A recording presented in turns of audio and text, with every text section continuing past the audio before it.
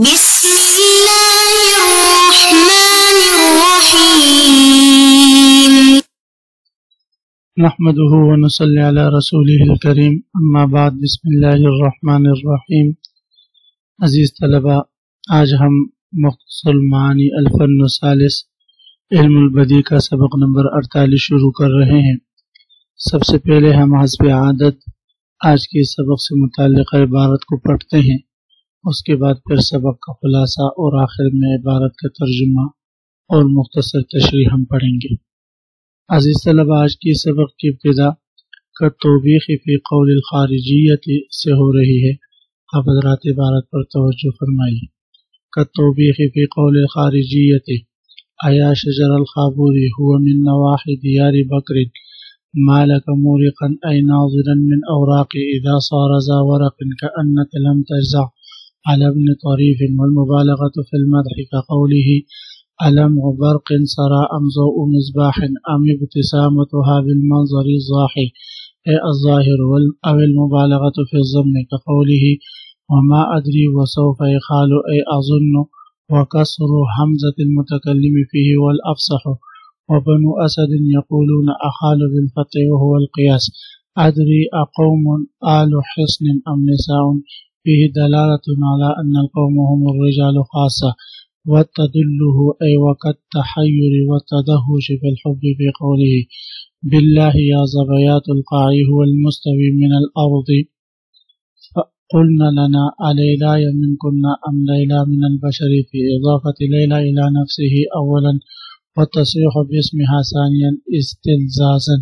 وهذه أنموذج من نكت التجاهل وهي أكثر من أن يضبطها القلم۔ عزیز طلبہ، محسنات معنویہ کی 25 قسم تجاہل العارف سے متعلق بحث چل رہی تھی۔ تجاہل العارف سے متعلق ہم نے سبق نمبر 47 میں پڑھا تھا کہ مصنف علیہ الرحمہ نے اس قسم کا نام تجاہل العارف رکھا ہے۔ علامہ سکاکی رحمہ اللہ تعالیٰ کو یہ نام پسند نہیں آیا، انہوں نے تجاہل العارف کا نام رکھا سوق المعلوم مساق غیرہ لنکتۃ، کسی خاص نقطے کی بنا پر معلوم کو مجہول کی جگہ پر رکھ کر وہ مخاطب کے سامنے اس کا اظہار کرنا۔ علامہ سکاکی رحمہ اللہ تعالیٰ فرماتے ہیں کہ میں تجاہل العارف نام پسند نہیں فرماتا، اس لیے کہ تجاہل العارف کی یہ جو نوع ہے، یعنی سوق المعلوم مساق غیرہ، معلوم کو مجہول کی جگہ پر رکھ کر آگے مخاطب کے سامنے پیش کرنا، یہ کلام اللہ میں بھی واقع ہے، جیسے اللہ رب العزت ارشاد فرماتے ہیں وَمَا تِلْكَ بِيَمِينِكَ يَا مُوسیٰ۔ اب اگر اس کو ہم سوق المعلوم مساق غیرہ کا نام دے دیں تو یہ باادب اور ایک اچھا نام ہے، لیکن اگر تجاہل العارف کا نام ہم اس کو دیتے ہیں تو اس میں سوء ادب کا اندیشہ ہے، اس لیے علامہ سکاکی رحمہ اللہ تعالیٰ فرماتے ہیں اس نوع کا نام سوق المعلوم مساق غیرہ لنکتۃ یہ ہونا چاہیے، تجاہل العارف یہ نام درست نہیں۔ بہرحال تجاہل العارف نام ہو یا سوق المعلوم مساق غیرہ لنکتۃ ہو، یہ جو نوع محسنات معنویہ کی خاص قسم ہے، یہ کلام میں استعمال کیا جاتا ہے، یعنی معلوم کو مجہول کی جگہ پر رکھ کر کلام جو مخاطب سے کیا جاتا ہے، اس کے بہت سارے مقاصد ہو سکتے ہیں۔ مصنف علیہ الرحمہ نے ان مقاصد میں سے 4 مقاصد ذکر کیے ہیں، یعنی کبھی یہ توبیخ کے لیے ہوتا ہے کہ مخاطب کے سامنے معلوم کو مجہول کی جگہ پر رکھ کر کلام کیا جاتا ہے، کبھی یہ جو ہے کسی کے ذم میں مبالغہ کے لیے ہوتا ہے، کبھی کسی کے مدح میں مبالغہ کے لیے ہوتا ہے، اور کبھی محبت میں حیران اور سرگردان آدمی جب اپنے محبت کا اظہار کرتا ہے تو اس موقع پر وہ معلوم کو مجہول کی جگہ پر رکھ کر یہ کلام کرتا ہے۔ یہ 4 نقطے سوق المعلوم مساق غیرہ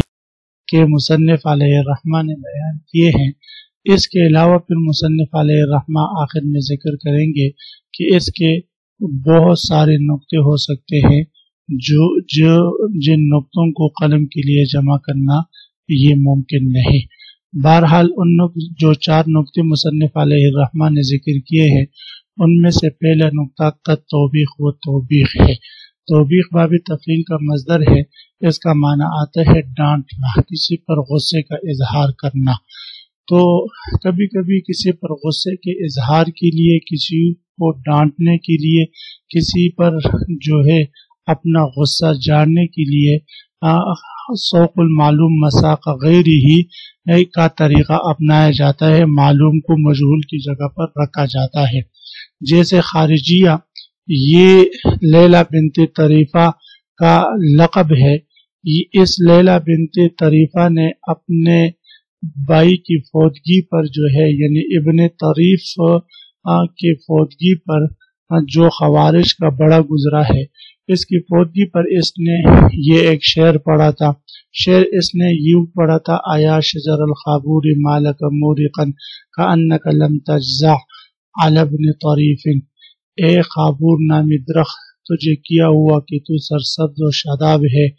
گویا کہ تو نے ابن طریف کے مرنے پر کسی قسم کا جزا و فضا نہیں کی۔ تو اب یہ شجر خابور کو مخاطب بنا کر یہ خارجیہ کہتی ہے کہ تو نے اس پر کسی قسم کا جزا و فضا نہیں کی، کسی قسم کا ماتم تو نے اس پر نہیں کیا، جس کی وجہ سے تو سرسبز و شاداب ہے۔ اگر تو اس پر ماتم کرتی تو تجھ پر یہ پتے نہ رہتے اور تو خزاں کا عالم پیش کرتا اور پتے تجھ سے جڑ جاتے، لیکن تو نے اس پر ماتم نہیں کیا، کوئی جزا فضا نہیں کی، اس لیے تو سرسبز و شاداب ہے۔ تو اب اس خارجیہ کا خابور نامی درخت کو مخاطب بنا کر یوں کہنا، یہ اس کو بھی معلوم ہے کہ یہ میری باتیں نہیں سن سکتا، اور اسی طرح اس کو بھی معلوم ہے کہ یہ جزا فضا نہیں کر سکتا، لیکن پھر بھی اس نے اس کو مخاطب بنا کر یہ باتیں کی، تو یہ اسی کو کہا جاتا ہے سوق المعلوم مساق غیرہ، یعنی معلوم کو مجہول کی جگہ پر رکھنا یا تجاہل العارف، اسی کو کہا جاتا ہے۔ بہرحال تو کہتے ہیں خارجیہ: آیا شجر الخابور، اے خابور نامی درخت۔ خابور ہوا من نواحی دیار بکر، یہ دیار بکر کے گرد و نواح میں ایک نہر کا نام ہے، ایک دریا کا نام ہے، جس کے ارد گرد جو درخت تھے وہ سرسبز و شاداب تھے۔ تو یہ کہتے اے شجر الخابور، اے خابور نامی دریا کے درخت، مالک مورقن، تجھے کیا ہوا کہ تو سرسبز و شاداب ہے۔ مورقن یہ باب افعال سے اسم فاعل کا صیغہ ہے، اورق یورق سے، اس کا معنی آتا ہے درخت کا پتے والا ہونا، سرسبز و شاداب ہونا، اے ناظرا من اورق اذا صار ذا ورق، یہ مورقن کا معنی ہے سرسبز و شاداب ہونا، من اورق یہ اورق یورق سے ہیں، اذا صار ذا ورق یہ کسی درخت کے لیے استعمال ہوتا ہے جب وہ پتوں والا ہو، یعنی اس پر پتے ہوں۔ تو فرماتے ہیں کہ تجھے کیا ہوا کہ تو سرسبز و شاداب ہے، کأنک لم تجزع، گویا کہ تو نے کسی قسم کا جز اور فضا نہیں کی، علی ابن طریف، ابن طریف پر، کان رئیس الخوارج، خوارجوں کا ایک بڑا گزرا ہے اور فوت ہو گیا، تو اس پر اس نے یہ اشعار کہے۔ تو بہرحال محل استشہاد اس شعر کا یہی ہوا کہ اس شعر میں خارجیہ نے شجر خابور کو مخاطب بنا کر تجاہر عارفانہ سے کام لیا ہے۔ والمبالغۃ فی المدح، تجاہل العارف کا دوسرا نقطہ وہ مدح میں مبالغہ کے لیے تجاہل عارفانہ سے کام لیا جاتا ہے، یعنی کسی کی تعریف میں آپ مبالغہ کرتے ہیں تو معلوم کو مجہول کی جگہ پر رکھ کر پھر کلام کیا جاتا ہے، جس طرح کے شاعر بہتری کا یہ شعر ہے: علم و برق سرا امزو و مصباح ام ابتسامتها بالمنظر الزاحی، علم و برق آیا یہ بجلی کی چمک ہے، سرا جو رات کو چمکی ہے، امزو و مصباح یا چراغ کی روشنی ہے، ام ابتسامتها بالمنظر الزاحی یا اس کے مسکرانے کی روشنی ہے جو روشن چہرے سے وہ مسکرائی ہے۔ اب یہاں پر علم و برق، لم کہتے ہیں چمک، برق بجلی کو کہتے ہیں، سرا رات کے وقت کسی بھی چیز کا چلنا، ضوء مصباح مصباح کی روشنی، ابتسامت اس کا مسکرانا، منظر ظاہر کو کہتے ہیں یعنی اس کے ظاہری چہرے سے اس کا مسکرانا۔ تو شاعر کہتے ہیں آیا یہ اس کی بجلی کی چمک تھی جو رات کو چمکی ہے، یا چراغ کی روشنی ہے، ام ابتسامتها یا اس کا مسکرانا ہے، بالمنظر ظاہری چہرے کے ساتھ، ظاہری چہرے کے ساتھ۔ اب شاعر کو معلوم تھا کہ یہ جو محبوبہ ہے اس کے دانت خوبصورت ہیں، لیکن اس نے اس کی خوبصورتوں کو بیان کرنے کے لیے علم و برق ضوء مصباح ذکر کر کے اس کے ساتھ تشبیہ دے کر مزید اس کی مدح اور تعریف کی ہے۔ تو اس کو کہا جاتا ہے مبالغہ فی المدح اور تجاہل عارفانہ۔ اب المبالغۃ فی الذم، کبھی کبھی تجاہل عارفانہ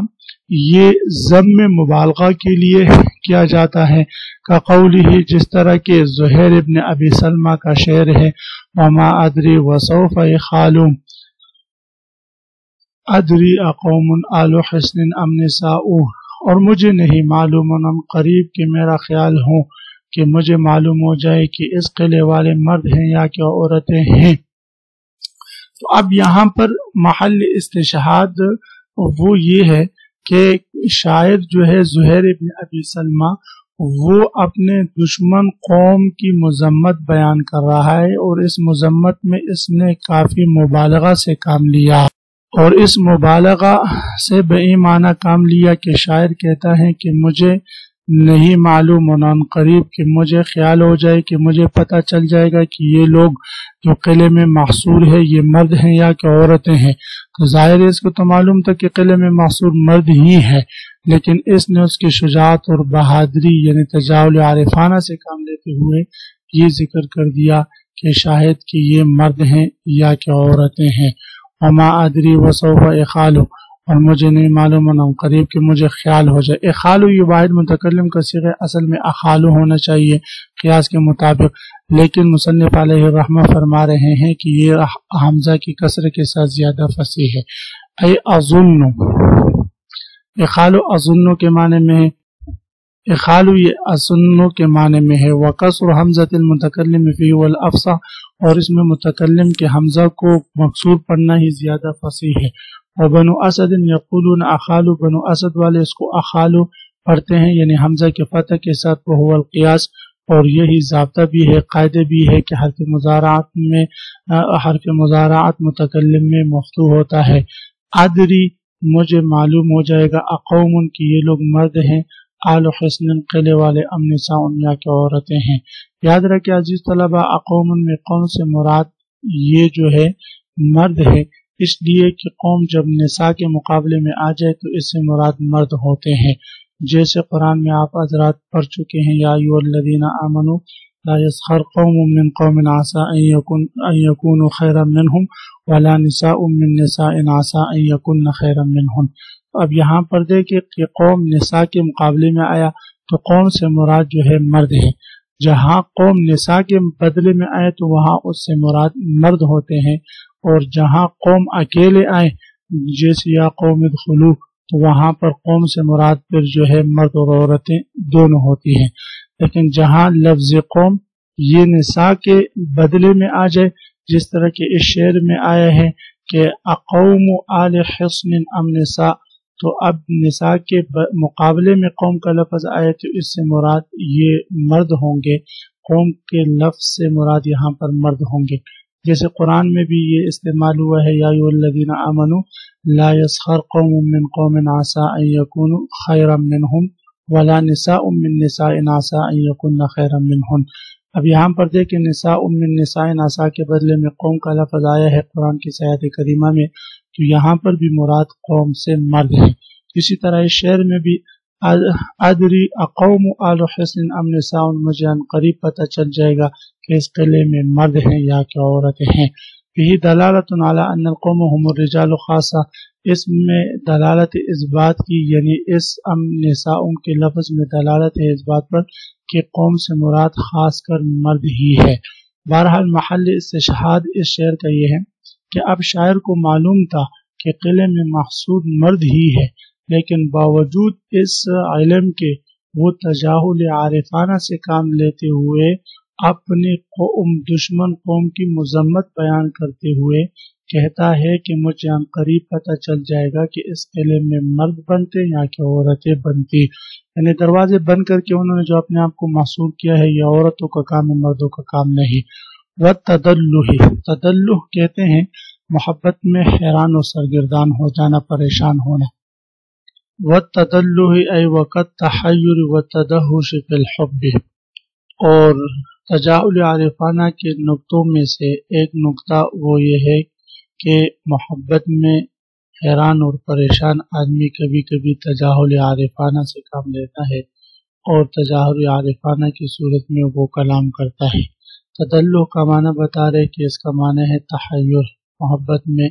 حیران ہو جانا، تدہش مدہوش ہو جانا، فی الحب محبت میں۔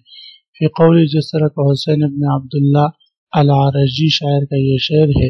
باللہ یا ظبیات القاعی